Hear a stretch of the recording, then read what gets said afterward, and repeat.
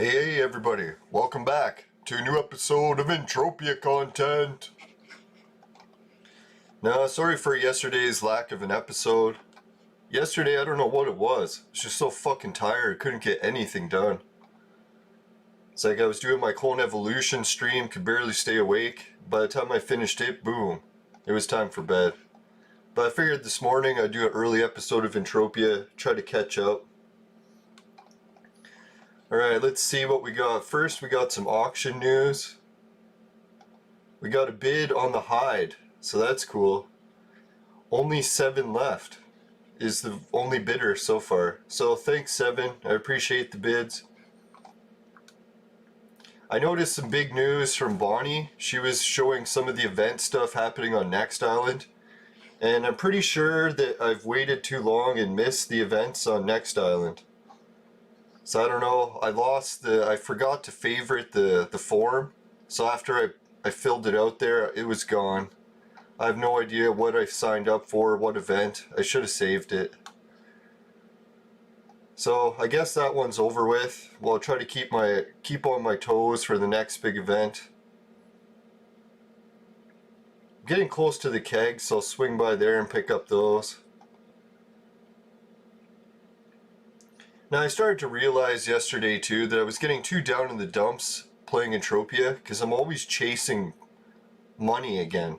I gotta realize that the most fun things I'm doing in Entropia have nothing to do with money. So I gotta stop getting all upset chasing money. It's a fucking waste of time. It's just like real life. You spend real life all the time chasing money, you'll end up in the same predicament.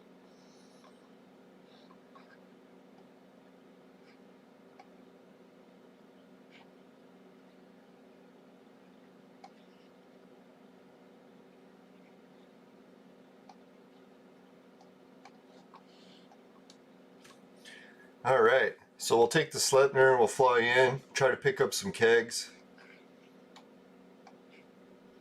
I don't know if anyone heard the news today.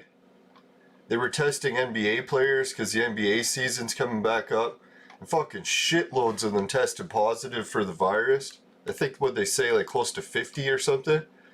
But ironically, they don't feel sick. So it's another case where we're discovering that the vast majority of people that get the virus don't even feel any symptoms. Any. It's like one of the most mild fucking conditions you can have, unless you have the side effects from being inside too much and being low on vitamin D, then you get hit hard. So it's like you start to think back about what was the government telling people to do?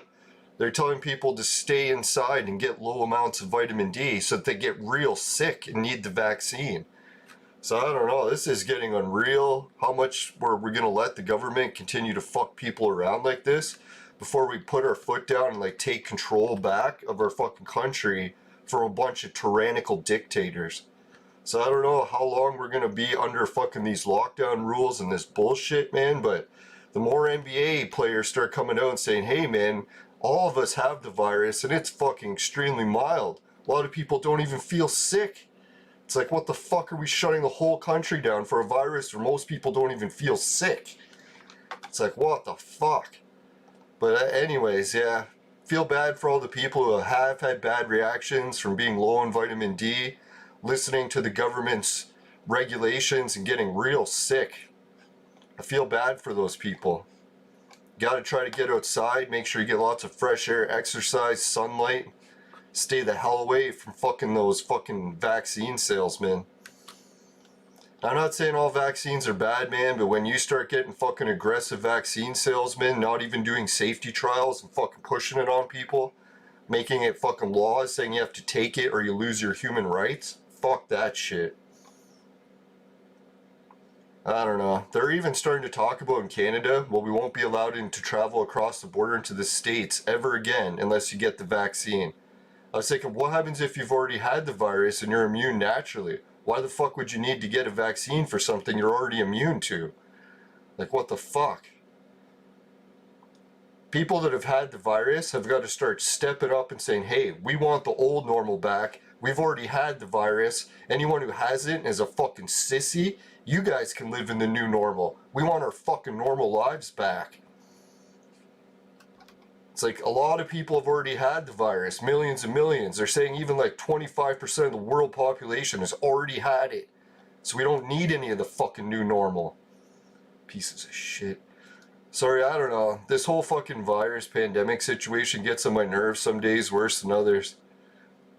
Especially when I hear stories of the news coming out that a lot of people are testing positive and still no one's having any symptoms. It's very mild.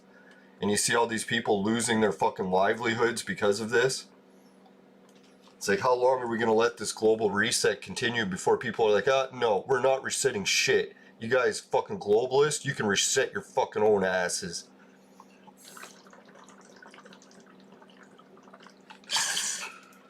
No, sorry, today... Hey, it's Wizard, the Bored Time Lord. Thanks for joining. Yeah, that's the one thing in Canada we should have learned.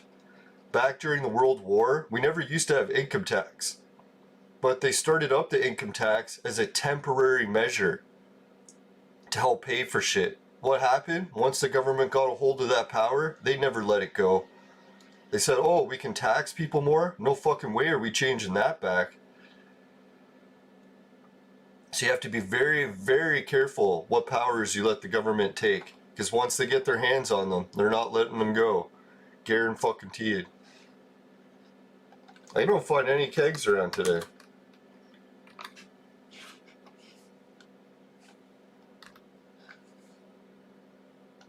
No, so I'm not trying to get too upset about the whole lockdown too, because I know really that it seems like it's part of the creator's plan. He's got a lot of shit that's going on these days, and just like Shawana Sawi told everyone when he saw the creator. Creator warned you just gotta concern yourself over what you're doing and try not to get too fucking worked up over the world's plan. Because the world's plan is pretty intense. There's not a whole lot we can do to fix it. What's gonna happen's gonna happen. Yeah, everything in life really is temporary. The only thing I wonder that isn't temporary is maybe consciousness. Wouldn't that be weird, eh? Consciousness is the one thing that we can't define as real. It's because we can never really test for it. Can never measure it. So it seems like something fake. Like imaginary. And that the real life is real. But it might be the opposite, where everything we see in the world is actually the illusion and fake. And it's only our consciousness that's real. That'd be fucked. Alright, well there's jack shit for kegs here, so I'm gonna head out. Maybe I'll do a regular teleport leave this time so I can have some health when I arrive. Oh yeah, I got some news connecting Atlantis, the ancient city, to Entropia. You guys want to hear that at all? And it involves H.P. Lovecraft. Can you imagine that? Now, so people following Entropia may know there's that moon called Monria. And it has a theme by an author named H.P. Lovecraft. And it's like a, what do they call it, sea flu or something like that. So I kind of knew that there was a little bit of cult stuff with that. Because I was like heard just briefly into it. Is this game fun? I'm not really into MMOs. As far as fun games goes, this is one of those ones that's like extremely frustrating. So if you like a really hard, frustrating game, then this one is the hardest game you could ever play. But if you like easy games, where they're just like easy, then you're probably going to hate this game with a passion. Because it's like the fucking hardest game ever. But I like playing it because I like a challenge. And the one main challenge to this game is everything in the game. Here, I'll show you how it works. Say I have items like the stuff I'm... Oh, you've read H.P. Lovecraft. Holy shit. Alright, so I need some information that you have. Now, I've never read his books or anything. Alright, so how this works, this game, all these creatures that you're hunting, when you kill and shoot these creatures, they give you loot. Some things you can loot, weapons, clothes, items, all sorts of stuff. So when you get these items and you don't want them anymore, like your inventory's getting too full, you can go to this thing called the fucking trade terminal. See it where it says trade? So I go to trade and there's a sell option. So like other games, you can take your loot and stuff, your guns, your weapon, everything that you looted, you can put it in here and sell it. So there's an amount that the game will give you. And they call this amount the game will give you the trade terminal value. Because it's the terminal for trade terminal. How much it'll give you is how much it's worth. So if I sell it, then my money will go up in my account. So what the catch is once my account money gets up really high, like you can see my account money in the game is at 1,350. This value actually can be withdrawn from the game into my real life bank account. But the catch is there's a currency exchange of 10 to 1. So I have to take off 1 0 and then this money will equal US dollars. So since I have 1,350, if I take off 1 0, that means I have $135 US that I can withdraw from the game. So that's where this game becomes very difficult and challenging, is people are running, competing, trying to get as many items as they can, because they can withdraw it into their real accounts. This place is just loaded with players picking up shit. So yeah, that's what makes this game really wild and addictive, is man, if you win in this game, you've won in real life. You'll be rich. So obviously it's not easy to do. It's extremely difficult to get all the items and make the money. Like say when I go to kill this creature, if I want to kill it and take its items and sell it to the trade terminal, it'll cost me say 10. So 10 to kill him. So when I take the items and sell it into that trade terminal, they'll give me 7 back. So I just lost 3 by killing it and collecting the items.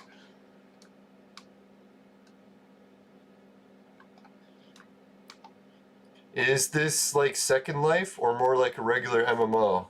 I'd say this and Second Life are almost identical, except I've never played Second Life. I've just seen pictures of people playing it. Lots of the players play both games. They played this game and Second Life.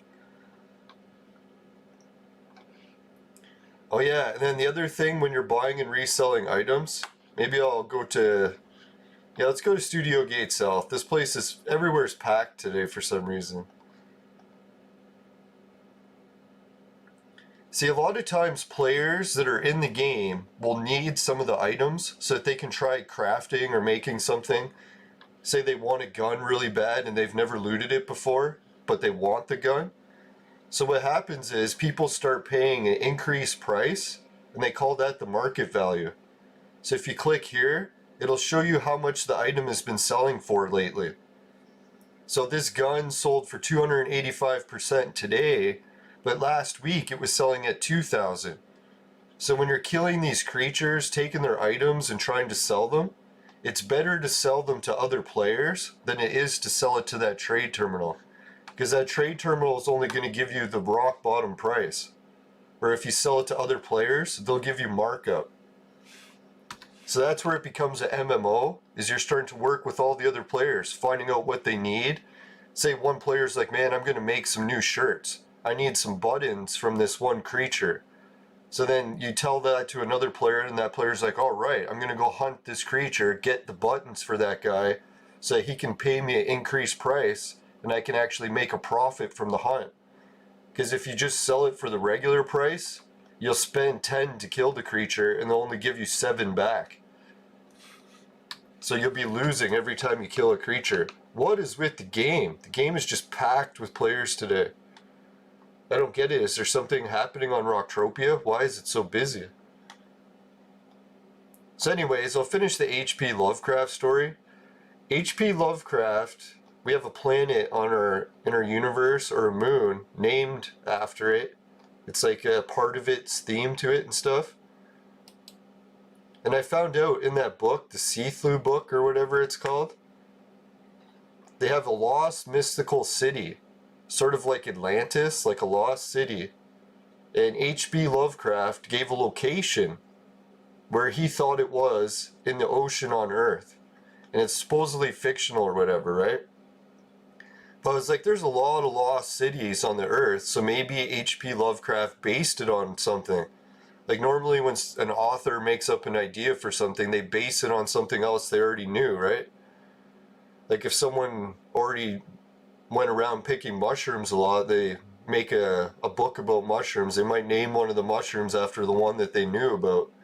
Just loosely base it. So anyways, I looked at the location of where he chose, and it turns out it's the most remote location on the ocean. Like it's the farthest from any land. So if you went to that spot in the ocean, it's the farthest away from any land that you can go to. So I was like, well, that's kind of a neat location. So then I looked at the location and I was like, wait a minute, I've seen this location before, and I thought it was Schwabenland. And Schwabenland is another spot in the ocean that's very isolated. But then I didn't realize, the more I was writing about it, I was looking at the opposite of Schwabenland. Like I like to do gravity well maps, and how I found Schwabenland was tracing the gravity well points. And then I remembered that Schwabenland has a mirror image. Like a location that's the exact shape and spot as it, except it's on the mirror side of the Earth. So I was like, wait a minute, that's the spot. So the spot that H.P. Lovecraft put for this mythical city, Rhea or something, whatever it's called, where he put the lost city in the middle of the ocean, was the mirror image of the Atlantis spot, Schwabenland. Because the Nazis actually found the Schwabenland spot, and they named it Schwabenland after Atlantis. So it's pretty wild connections that I researched Atlantis and gravity wells and found out that it connects to See Through, that book by H.P. Lovecraft, and our game actually has a moon named after it. It's weird how many things connect. Oh yeah, so you're asking if this game, or one of the viewers is asking if this game Entropia, if it has PvP. And yes, it does have PvP. I can show you on the map. Certain spots on the map will be marked red, and that's where PvP is, where you can steal other people's items. So what sometimes people do is they'll go there, try to hunt, try to mine, because they give you better loot there. But you gotta try to escape with the loot back to the green area before people rob you to take it. So it makes it pretty interesting. Space also has a lot of PvP areas. So if you're bringing loot from one planet to another to try to use it, you'll have to risk pirates, and they'll try to steal your loot. So this game adds a lot of interesting PvP elements. Like some people shoot people down, like steal tens of thousands of dollars from them. So I'm surprised that people got involved with social media in this game, because you think you'd want to be anonymous, right? If you're gonna rob someone for $10,000, probably shouldn't tell them your name and where you live and shit, right?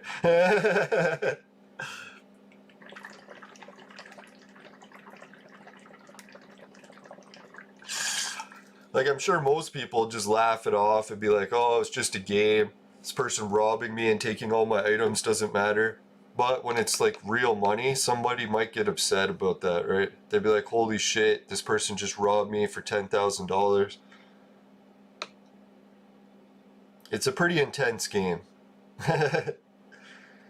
Now, there's been occasions in this game, like there's an auction you can use, and people fuck up the auction, like make mistakes, and sometimes they'll sell like a $10,000 item for $100 by mistake. So all of a sudden they make one wrong click, and they, all right, just got a new subscriber. Thanks for joining or watching the show and subscribing. Really appreciate that. If we could get a like for the show today, that'd be fucking sweet too. No, so I love Entropia, but I understand and relate to the people that hate the game, because man, I've lost money a lot of times in the game and got really mad at it too. So people that get really mad at it, I can totally relate to that. It's like some of the biggest mistakes I made in the game. One of the most recent, what did I lose? I think I lost, I think I got offered 12,000 for an item. And then instead of taking the 12,000, I tried using the item to see if I could get good loot from it. And the loot I got back was 100. So I took 10,000 game dollars and got 100 game dollars back. So I don't know what kind of loss that is. That's like, yeah, that's like, I lost over $1,000. So that really sucked, and I wanted to quit the game for a while, but I'm like, fuck, man, in order to have a chance in this game, you're gonna have to take some risks. You're gonna win some and lose some. You can't get too upset about losing.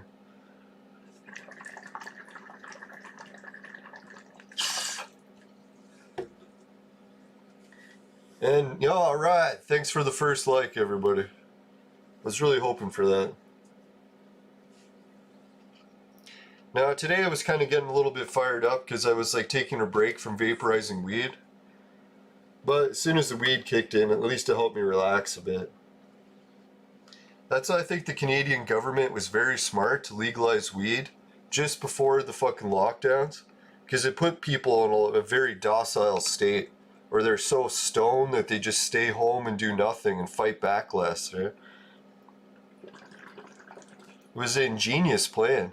Like, it almost makes it seem like they knew the lockdown was coming.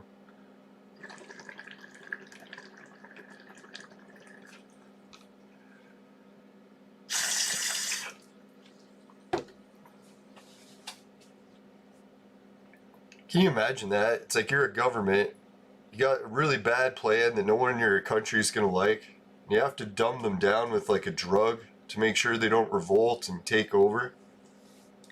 And then not only do you release the drug and get it to the people, but you get them to the point where they want the drug and they actually pay to even get it.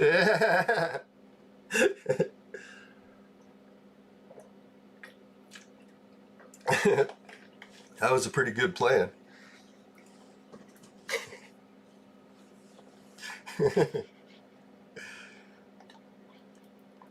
You know, that's always wondered about vaccines. If vaccines were really working so good and they're so effective, it's like, couldn't the government just like stand back and say, okay, we're not even going to touch vaccines, we'll just let the free market do it. Like, let people buy vaccines that they want, right? Like, they'll be like, oh, this vaccine works so good, I want to buy it. But they don't do that. They're like, they can't leave it to chance like that, because people would be like, man, this vaccine costs a lot of money and it's not really helping at all.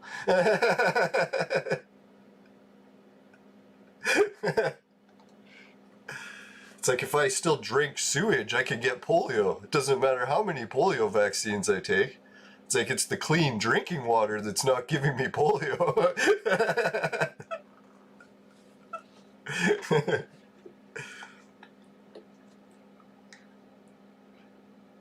Yeah, that was the other thing. Did you see Advisor on the news the other day? They're like, someone was like wanting them to guarantee how effective the vaccine was, and they're like, no. It's like they made it part of their drugs like main platform is that they will not state publicly the effectiveness. So if you get it, they're not saying that it'll actually cure you or make you immune. There's no actual amount that it's proven to succeed on the record.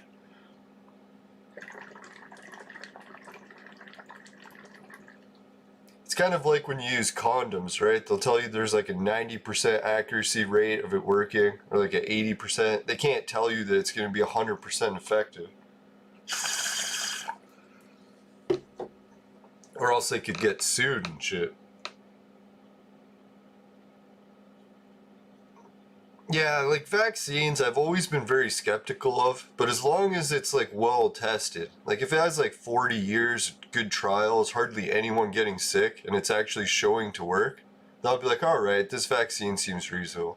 But it's like when we have to take it on trust and just value that they've just invented it and there's no safety trials, it's like, what the fuck? That seems a little bit excessive to me.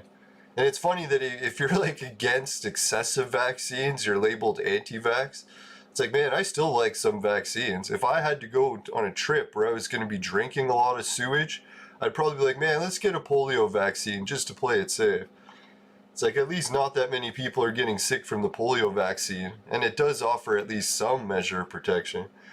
It's not definitely curing your ability to drink sewage, but You may be able to take a couple glasses before you get it. Oh yeah, and just to clarify, my YouTube channel does not have official health information or whatever the wording is.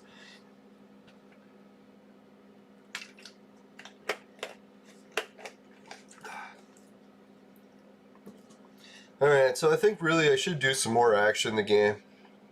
As much as collecting sweat is fun.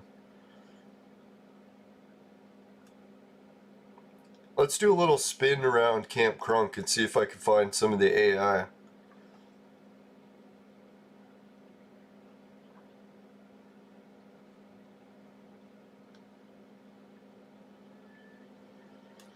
Now I found that funny too with they called them anti-mask protests on the news, or anti-maskers. And it's like you ask like 99% of the people there probably is always going to be an exception. But no one at those rallies is anti-mask. They just want the choice of whether or not to wear the mask. They don't want to be told to wear them by law or whatever. So it's like, what the fuck? It's like, how does that become anti-mask? It's like still, a lot of the people at the protest are still wearing masks. He says we just don't want more control. It's like, yeah, that seems a little bit more reasonable. I guess some people really do buy into the idea that we should just let the government order everything we do and have no free will. As appealing as that society sounds, I kind of like having some free will.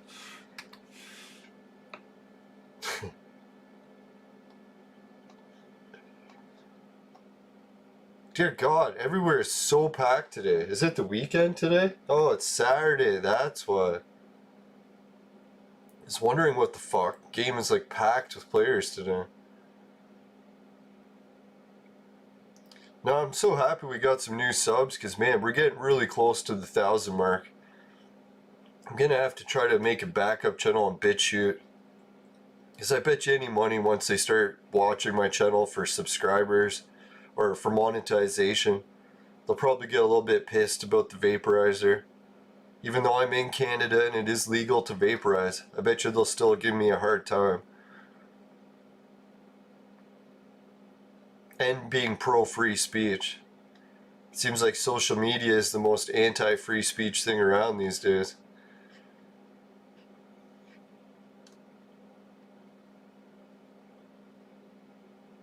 Well, yeah, Canada recently, even a few of my friends, they were posting on Facebook that their posts are getting flagged as hate speech.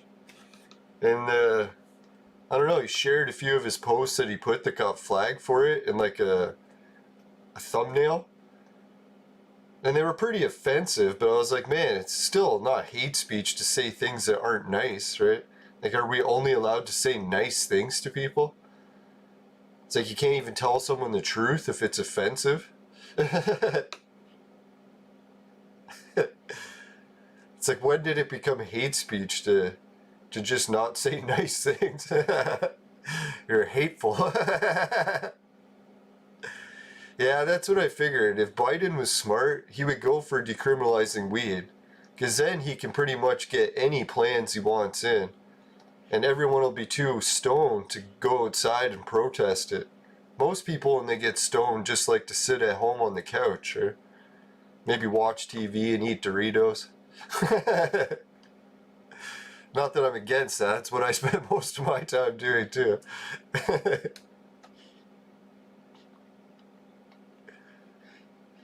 Alright, there's not much in the way of AI here, so I'm going to go to the other AI location, see if I can find some there.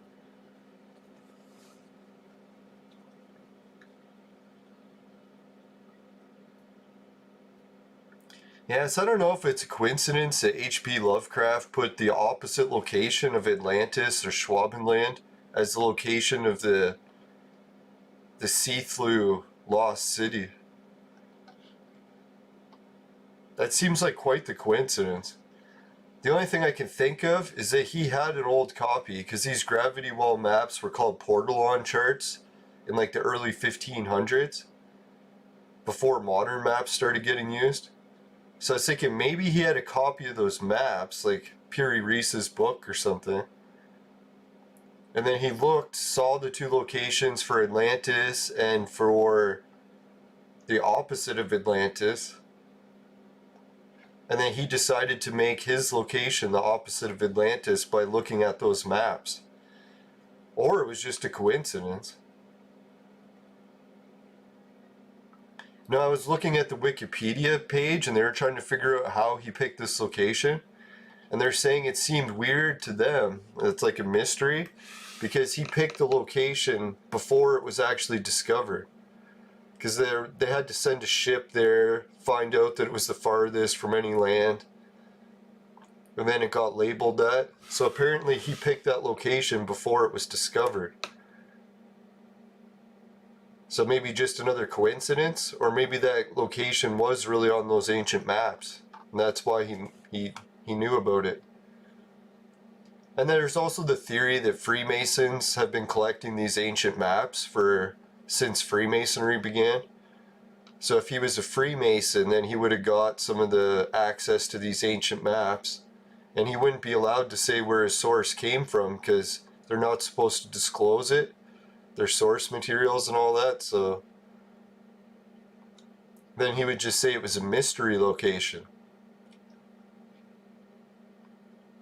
that he picked by random chance.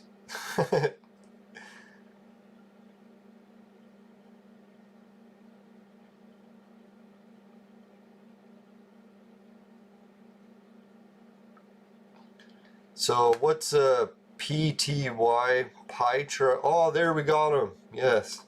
Yes, these AI are the ones I'm trying to kill. They have the loot that I need to complete a mission. And the mission has huge profits, so if I can get these AI, it's good. Alright. The loot's shit right now, but it should be going up. Hopefully I'm not stealing someone else's AI. How you get these AI is you have to kill a whole bunch of these zombies, and then if you kill enough of the zombies, the AI will start attacking you. Well, if you walk around and find them. Oh, a dinosaur. Yeah, this game has lots of dinosaurs, and I think how it works is the game has DNA technology. So you can find DNA, collect it, and then respawn animals with that DNA. But in order to do that, you have to own land. And I don't own any land, so I can't use the DNA yet. Alright, so we got another AI. This is fucking sweet. I was hoping I could get some AI. Finally. Let's get a quick message from the sponsor to celebrate this AI.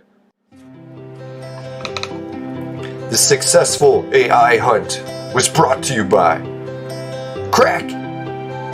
Crack, it'll fuck you up. Woo!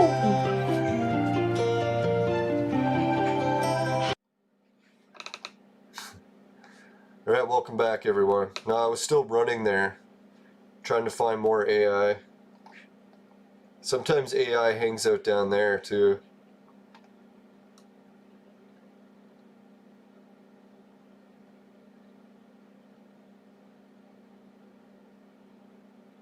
Yeah, so you can get DNA for different dinosaurs. There's ones that look like T-Rexes. There's ones that look like raptors. They usually give them some different name. Maybe it's the Swedish name for it. I don't know. The game is made in Sweden. There's a lot of hot Swedish babes that are working on the game.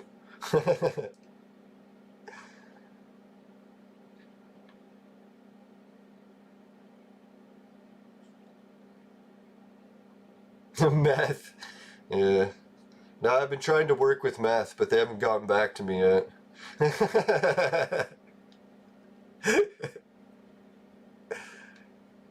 I think they were up all night.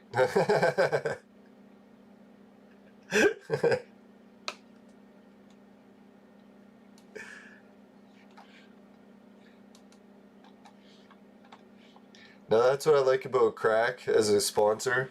They're desperate to work with anyone.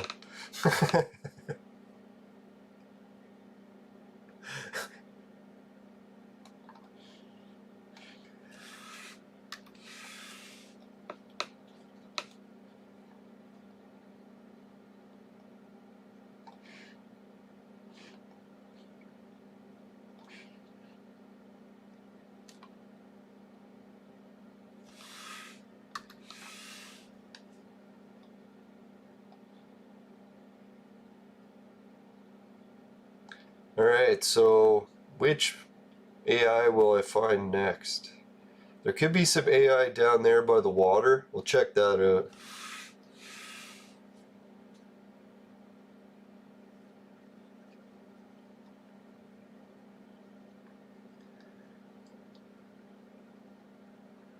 Hey, Euros, made it to the show. Welcome back. No, what was it? E was popular in my city. I think when was it? Around the year, I don't know. Maybe just before the year 2000. But I never tried it because I just liked weed.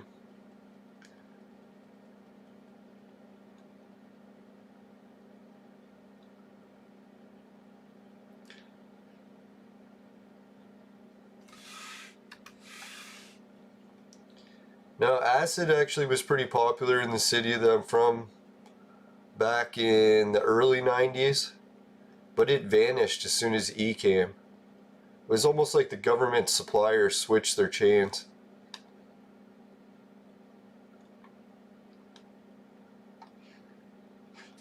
Now, at one point, you could walk down the street in a city called Hamilton, about a half an hour from here, and they had people that were like, I don't know, borderline homeless that had signs. You know, people that sit on street corners have signs. And there was people on the street corner with signs that were selling acid. And they would have a sign saying that they were selling it. Sometimes they would use some like terminology that was supposed code that cops wouldn't understand, but it was pretty obvious. They'd have a sign like saying Sailor Moon tickets for sale. And then you would go there and be like a sheet of acid and it would have Sailor Moon printed on it. Bath salts. Now, I did a whole radio show once about bath salts, or some of the chemicals that were apparently similar to it. I don't know if you've heard of it. Anyone from Brazil, if anyone's viewers from Brazil, they probably heard about it. It's like, what is it called again? Devil's breath? Apparently it's this plant that grows very commonly in Brazil. And I forget what it is, if it's like the seeds or some part of the plant. They harvest it, crush it up, make it into a powder. And they said that powder becomes like the strongest mind control drug that's ever been invented. It like turns people into zombies. And they said it goes back in like the old culture to like the Aztecs and was it the Inca or something? They used to do it, so, well, they didn't do it. What they would do is they would grind it up, make the powder, and then if they needed a human sacrifice, they would use that powder on them because it would make them into a willing sacrifice victim because they'd become a zombie. Then you could tell them to do whatever you want, and then they would, which is disastrous for the victim. Yeah, that was a weird thing. When they gave the drug from Brazil to people and turned them into zombies, they could also get them to do stuff like maybe not superhuman powers, but they said in a lot of cases what would happen is after the drug wears off, the people get their consciousness back, so they're no longer a zombie, but they lose recognition or they can't recall what happened. So this one guy, what happened is he went out to the nightclubs and he got drugged at the bars. Like someone gave him some of the powder in his drink, or no, they blew it in his face. They said all you have to do is blow a few bit of the dust into someone's face, and if you inhale the dust, then you become a zombie too.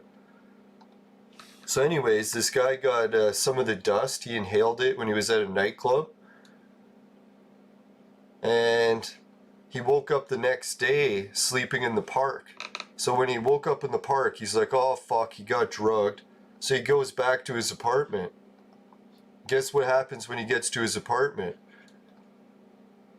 The fucking security guard's like, man, why are you back? And he's like, what do you mean, why am I back? He's like, I live here. And he's like, well, yesterday you were telling me you moved. He's like, what do you mean I was telling you I moved?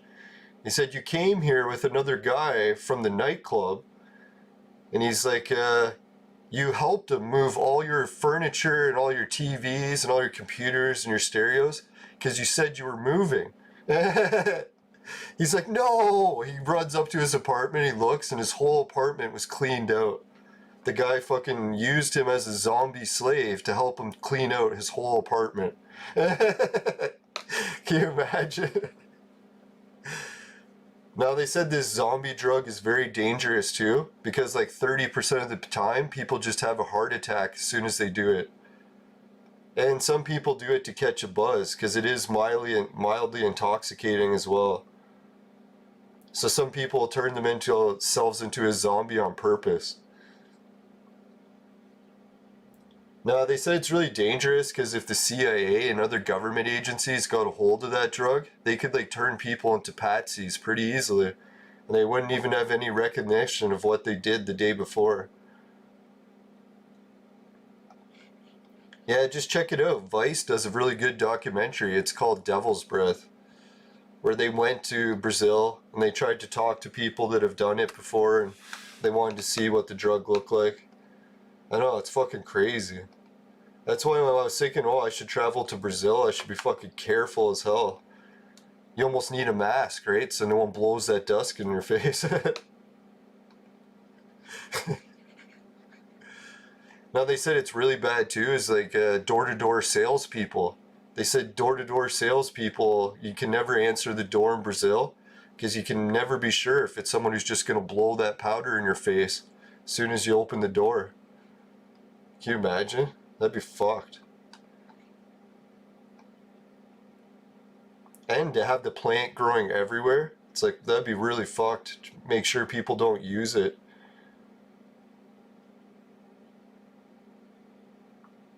Alright, looks like some guy was already here hunting those AI, so I should head out. I don't want to steal any more AI on them. Yeah, when I've looked at some of the stuff the CIA have accomplished, I was like, holy shit, I bet you any money they were using that drug. Not to mention, once they got a hold of it and then they started making it in a lab so that they could cook it down even better or whatever. Who knows what they isolated.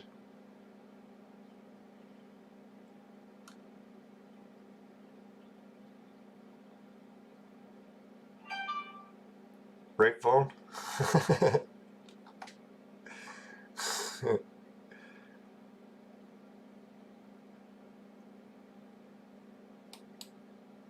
Now they said in the ancient times it was so powerful that the people would be turned into zombies that they could tell them literally to walk into a volcano and they would. Like they'd have no regard for their own safety. It's like, that's pretty fucked up. That's one hell of a powerful drug.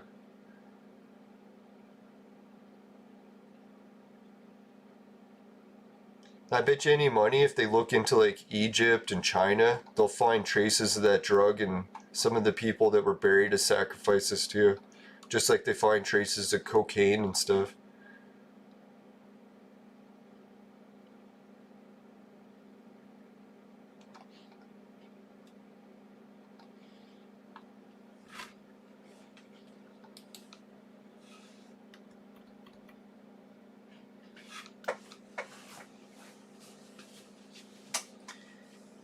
Yeah, this world has got so many wild plants and stuff. It makes you wonder, 100 years from now, some of the drugs they'll make just from plants. I guess technically all drugs come from plants or chemicals.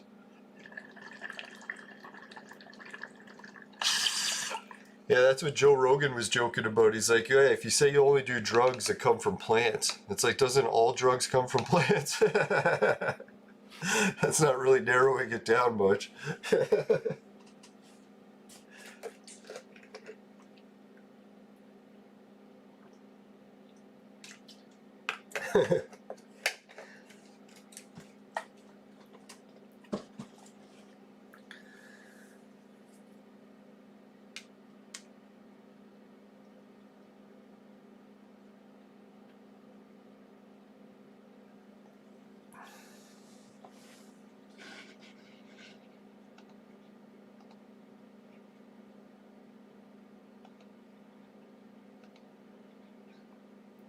Alright, so far we got news on today's show, and we got one bid on the soft hide. That's pretty sweet. So that'll be an extra 35. That'll bring my account up to, we'll be getting close to 1400. Thinking, geez, once that sweat sells, if the Taylor remnants sell, I might be well on my way to getting a shopkeeper. And once I get the shopkeeper, then I can start putting in deeds like apartments for sale. I can start selling some rings. I'm hoping rings can sell in shopkeepers. I'm pretty sure they can. Excuse me.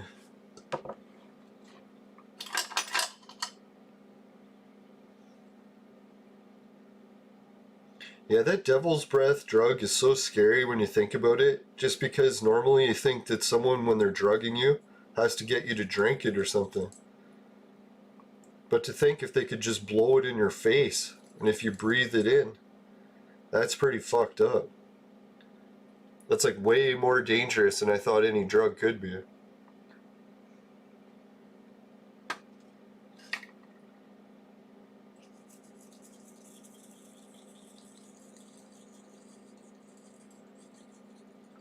No, I did hear about the isolation tank stuff though. Joe Rogan talks about it all the time. He got one too. It's like some sort of tank that you can lie in that has no sound, or I forget if it's cold in there or something too. It sounds kind of neat to me, but I don't think I could stay awake in the tank. If I was like in a place that had no sound or anything, I'd probably just fall asleep right away. I usually am sleep deprived from sleep apnea, so I fall asleep very quickly.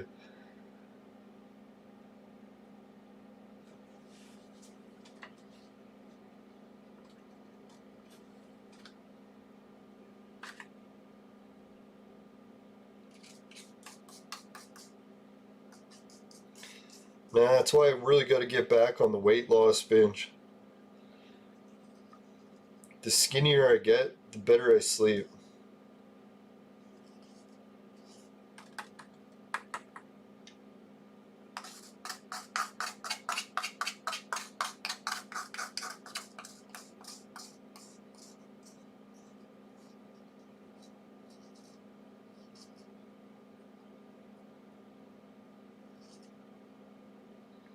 Yeah, I got some good news on the vlogging front too. My vlogging channel is all set to go equipment-wise.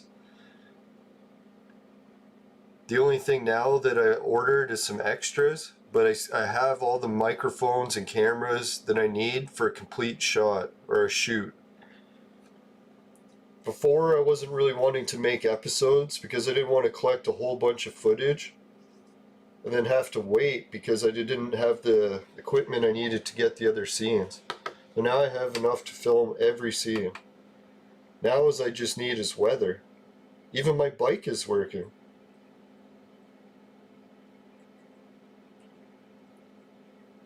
Shouldn't jinx it. I'll get another flat tire.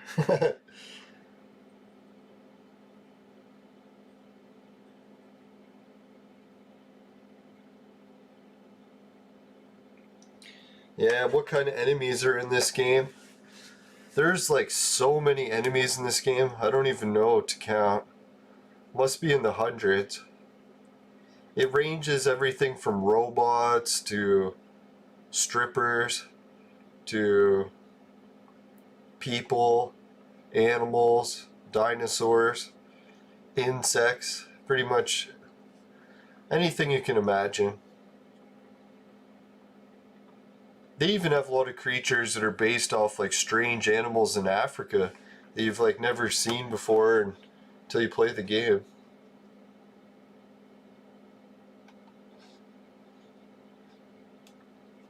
And they range from like little creatures you can kill in one hit to like giant creatures that you need like teams of like 100 people to kill.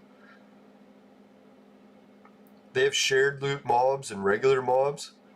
It's like, say if I'm shooting this mob and someone else shoots it, they don't get any of the damage, or they don't get any of the loot, but I will. But then other creatures like a boss, like you're saying there, boss fights are shared loot. So anyone who shoots the boss will still get to share the loot. But the smaller creatures are just one individual loot. So whoever shoots at with the highest level gun, they get the loot. So I kind of like the boss fights sometimes because you can just run up to the boss, shoot it once while hundreds of people are shooting it, and then you get to share the loot.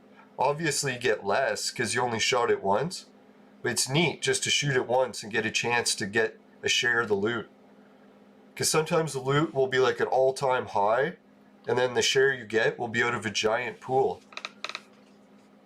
So you never know. Yeah, and then they have boss fights for different times of year. Like they'll have the Christmas bosses, the New Year's bosses, the Halloween boss. And then each planet has their own stuff too. Ah, someone joined the team. Then you get to chat to other players. You can wave. You can make or you can set up keys for different dance moves. Let's see if I got a dance move. There's one of my dance moves. Now, really the best thing to do in this game is start chatting to other players if you're networking. Like say you have a business or a company and you want to meet someone who's like a graphic artist or something that's looking for work and will do it cheap. It's like you can meet someone in Entropia and they're like, hey, I'm a graphic artist, and be like, all right, let's exchange email and get together and start working in real life. You wouldn't be surprised how often that happens. It's like this game is like a giant networking tool. Well, any online game is like that, really. It's not exclusive to Entropia.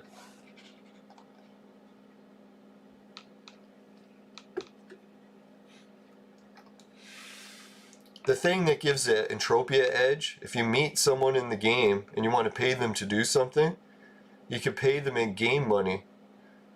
Because it's real money, right? I guess you could pay them in other game currencies, but they'd never be able to withdraw it.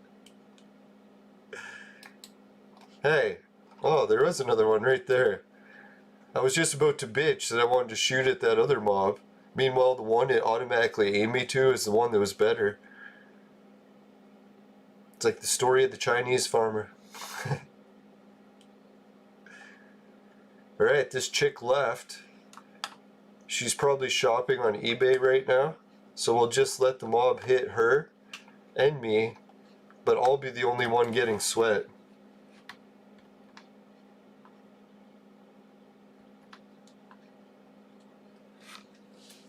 Sneaky like that.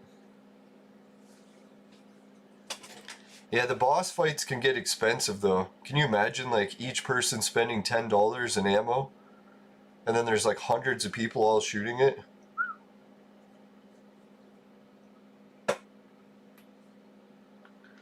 Now there's a list that you can click. I don't know where it is. It says Hall of Fame. And it'll show you the list of all the giant Hall of Fames people have gotten in the game. So if you get one, you can see yourself on the list.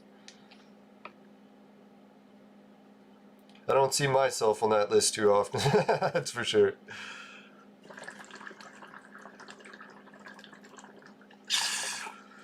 Most of my big loots come from just trading with other players, so that's not going to make it on the charts.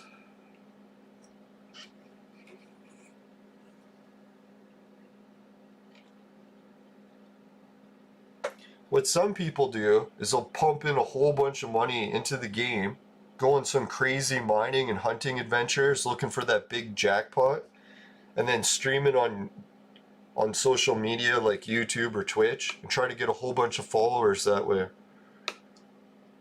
It's harder to get followers when you're not like chasing the big ones.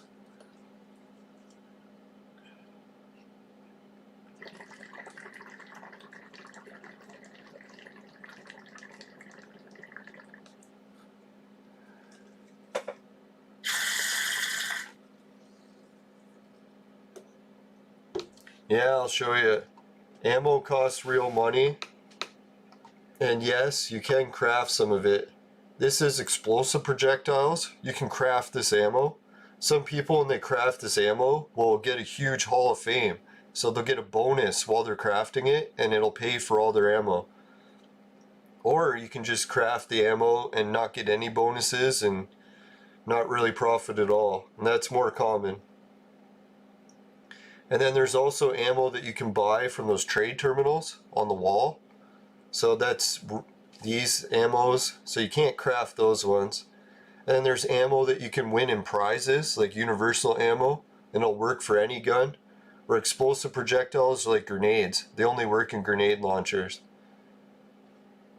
And then each weapon is either limited or unlimited. And what that means is the limited ones, when they break down, eventually it breaks and you have to throw it in the trash. So the unlimited ones, once it breaks, you can put in a repair terminal and it'll repair it for you. So that's the different kinds of weapons. And usually if you can get the unlimited version, people will pay a little bit more because then they don't have to keep trying to find the weapon.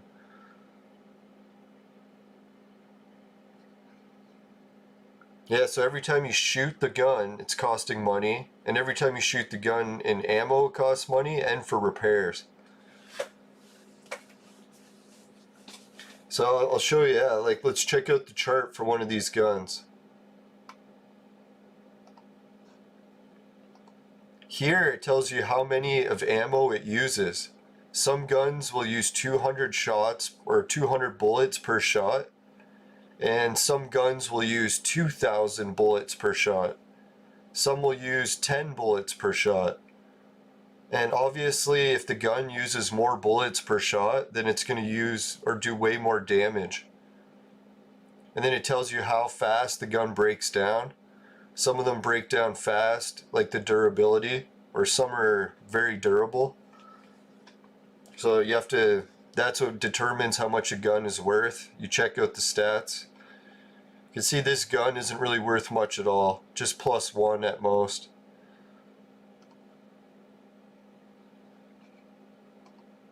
So ideally, if you want to pay a lot of money, you can get a gun that uses hardly any ammo and does lots of damage. But then that gun's going to cost way more. So the game is extremely complex with how much you can do. Now there's someone that did a book about like what you can all do in Entropia, and it came out like a fucking phone book.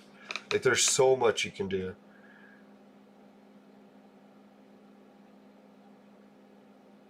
The gun I'm using right now is for collecting magic, and they call it Sweat. And luckily, it's the one gun in the game that never damages and doesn't cost anything. So you can use this gun to collect magic as much as you want. And that way, it's like the leveling up in the game. You still get skills for using it too. Oh yeah, I should show you the skill system.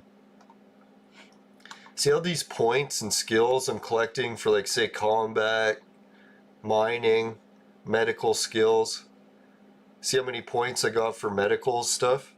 All these points and levels that you get, you can extract them from your character and then sell them to other characters. So they can buy your stats, inject it, and then they'll have all the levels that you had. So every time you're leveling up your character, you can sell that too. So just me standing here using the free gun to collect the magic is building up stats that I can sell. But obviously you're not going to break the bank doing that. It's a really slow process. Some people do it, but others just move on to the more expensive shit.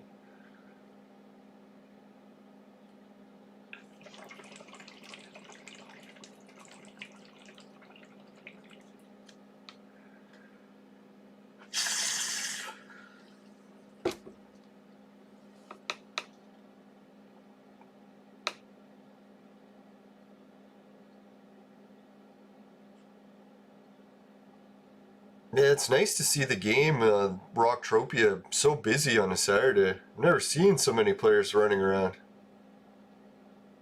Must be the lockdowns, right? Lockdowns aren't all bad. At least they're helping the Entropia community. The video game community in general has seen the biggest boom in decades because of the lockdown.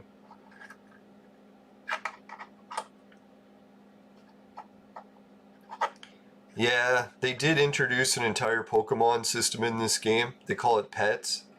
It's like pet taming and stuff. Hey Sean, how's it going? Merry Mayhem to you too.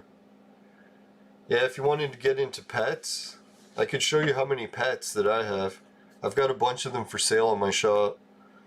You can get ones that look like every type of animal or basically any character or mob in the game. You can get a pet that looks like it. So you can even get stripper pets. Now then, the pets require food, so you have to feed the pets, so it's like Tamagotchi thing. And then if you want to find the food, you can walk around in the game, pick it up all over the ground, or you can grow it in your state. If you buy an estate, you can grow some food. And then once you pick it up, you can give it to your pet. Or what some people do is they walk around picking up all the fruits and pet food, and then they save it, and then they sell it to people that have pets. So those people buy the fruit and then sell it to their pet, or feed it to their pet. So that's one of the ways that you can make money in the game for free. Just make a free account, start walking around picking up the pet food. It's dispersed evenly all throughout the whole game. So you can just walk around in random spots finding the pet food.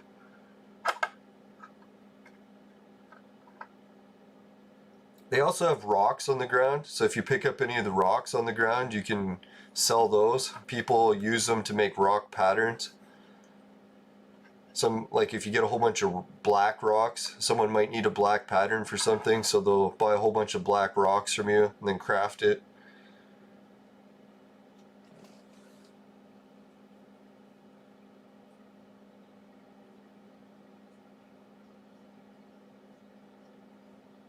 Yeah, I think maybe I should drop by Calypso and check out the Merry Mayhem situation.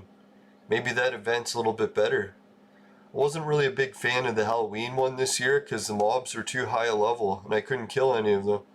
So I was a little bit disappointed with that. I missed the days when they had Halloween events where they had low level creatures. So I could go there, compete in the event, and not waste a whole shit ton of money.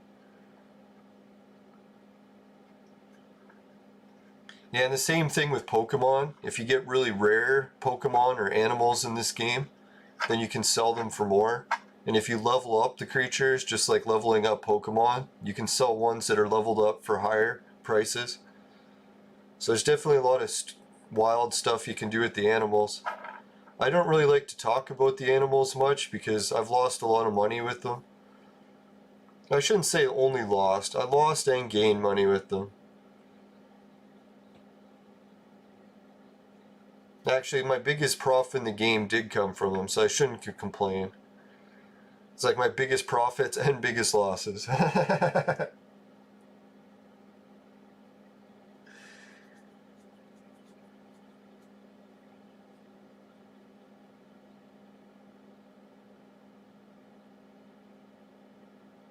Ah, the Sage event was yesterday. Fuck.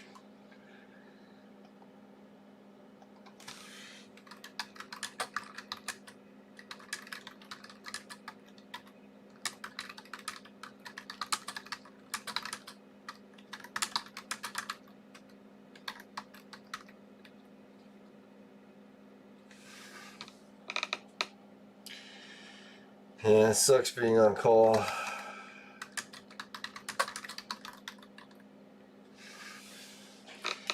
Yeah, that's what I was thinking. the big event was yesterday. Fuck, missed it. Now I was thinking that because I was like, man, I remembered thinking that I had the big crafting event for my birthday and then I had to go right after to Next Island or I'd miss it. And then I got so pissed when I lost big on the crafting event that I was like, fuck it, I'm not even playing the game the next day. So there, that blew my chances of going to the event, all because I lost on that crafting mission. I don't know, still kind of a little bit down in the dumps with that whole fucking crafting mania reward. I can't believe how much of a lemon that was. Oh well. I'm gonna have to get over it eventually. Now, it's just really just the biggest reward ever in the game's history. I happened to get it, and then when I use it, it turned out to be a big lemon. Didn't even cover my expenses. I really wish they would have just gave a different reward for that event, but oh well. At least it was kind of an adrenaline rush because I had the chance that it was going to be a good reward. Apparently. So, well. Alright, so thanks for the likes, everyone. We're up to 2 likes already. Appreciate it. Sorry for missing out on the big event yesterday. I'll try to get my fucking head back in the game. Try not to get so upset about the losing the crafting mania. That was like, I don't know, it was like a 2-year-long project, working on it every day, and then to have it fail, that was pretty shitty, but that's what life is about. A lot of times you invest time into projects and they fail, and you just gotta keep trying. So, I'll keep trying. I guess I don't have to go to Next Island anymore, so I should look at that as one positive thing. I can maybe go to Calypso, check out Mayhem. So yeah, that's probably what I'll do. In between this episode and the next episode, I'll get into my ship and fly to Calypso. Bring my prints, swing by the fucking shop. And it looks like the stream is starting to die on the YouTube end. Yeah, so if anyone has time to like the show before it wraps up, I appreciate it. Let's get a quick checkout from who all joined the show's chat today. We got Wizard the Board Time Lord. Make sure to check his channel out. We got Euros. And we got Sean. Sean also joined. Almost forgot. Sean joined. Yeah, so thanks everyone for coming and joining this episode. Big shout out to everyone who enjoyed the Next Island episode yesterday. Sorry I didn't make it. Really got to get my act back together. Fuck. Yeah, and hopefully we'll get some more action soon. Maybe I can sell a bunch of the blueprints. Maybe I can sell the sweat. Maybe I can sell all the stuff in my shop. And if all that stuff sells, then we should have quite the amount of money saved up. And maybe we can get the shopkeeper. And once the shopkeeper starts selling some stuff for me, then I think we'll be in business again. We'll start getting some bigger profits, start making some 1,000, 2,000, maybe even 10,000 ped profits per trade. Yeah, so maybe that's what the future of the show is going to be. I'm not going to be getting any big globals from Mindark, but when it comes to trades from my shopkeeper, that's when we're going to start seeing some action. Alright, so yeah, that's what I'll look forward to and try not to get too down in the dumps in Entropia. Thanks everyone for watching, and yeah, I guess we'll wrap this one up. There's only one thing I forgot to do. Thinking it's time. Yeah, it is time. Let's go and give the spin for the Bitcoin Casino. Woohoo! Alright, for today's spin, we're starting at 138,836 Satoshi. Let's give it a roll. Alright, 138,847 Satoshi. Woohoo! Now I appreciate everyone. 64 fucking people helping out the show, doing the fucking free spins every hour. And man, that gets me commission. To show you guys how much commission you've all helped with already. Holy shit, we're up to 8,000 commission reports, or reward points. That's quite a bit. sure it's not all commission, some of it's my spins, but I really don't keep up with the amount of spins you guys do. So holy shit. Thanks everyone. So when this reaches, what is it, 100,000, then I can withdraw it and I'll get an extra 100,000 Satoshi. So that'd be pretty sweet. Can almost be doubling the amount of Satoshi I have. Who knows? Maybe one day I will reach 1 Bitcoin. That's like my goal in life. 1 Bitcoin. Then I can retire. By the time I reach 1 Bitcoin, maybe it'll be worth $1 million. People, who is it, different people, investors, have claimed that Bitcoin will be worth $1 billion or $1 million one day. That'd be wild. I don't believe it, but we'll never know. I was wrong about it going up in the first place. Alright, thanks everyone. If anyone else wants to help out the show with Patreon, Society 6, Hideout TV, Swagbucks, GameKit, or Free Bitcoin, the links for these are all in the click more button in the YouTube description, including my website. Patreon is obvious. Society 6 is finishing quick is my specialty. It's a saying that comes on shirts and bed sheets, both popular with the ladies. Hideout TV is one that will pay you to watch videos. Swagbucks will give you money back on your purchases online. GameKit will pay you to be a gamer. Free Bitcoin is the ones we just spun. Oh yeah, and also you'll find the virtual made sex machine link in there. It's very crucial these days with the lockdowns, and it's for men and adults only. But if ladies need a sex machine, they know who to call. I'm just kidding. If the lockdowns ever end in our lifetime. Right, so yeah, there's the virtual made sex machine. Even though it's a, what is it, a crowdfunded project, it actually succeeded and they have shipped units, so enjoy everyone. Alright, take care. What else is there?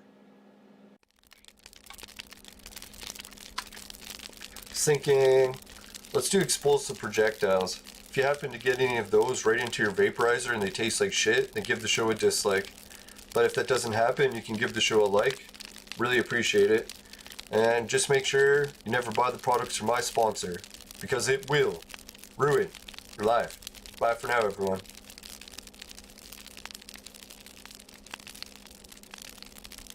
See ya. Alright, where the hell's the button? Oh, yeah.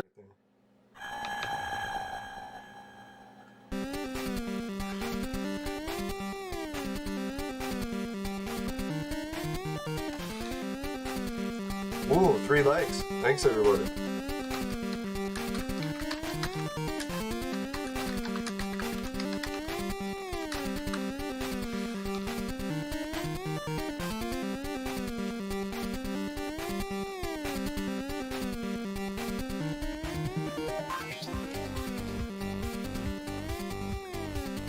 Oh yeah, I forgot to show the animals. I'll show that next show.